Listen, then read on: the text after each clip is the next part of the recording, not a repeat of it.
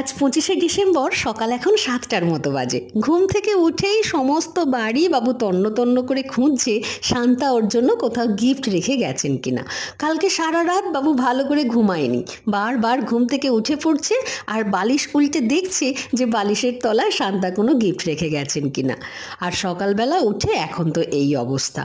আমি যখন ছোট ছিলাম তখন শান্তা কিন্তু আমাদের বাড়িতে আসতেন না, তাই আমি কখনোই শান্তার কাছ থেকে আজকের দিনে কোনো গিফট পাইনি। আপনারা কি কখনো পেয়েছেন শান্তার কাছ থেকে এই 25শে ডিসেম্বরে কোনো গিফট? কমেন্টে জানাবেন কিন্তু। বাবু কিন্তু এখনও খুঁজে চলেছে শান্তা কি আদৌ বাবুকে কোনো গিফট দিয়েছেন। দেখা যাক, ও পেয়েও গেছে বোধহয়।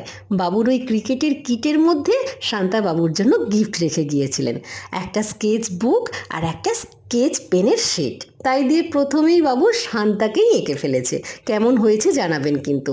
আর এঁকেছে একটা শ্রেয়ান।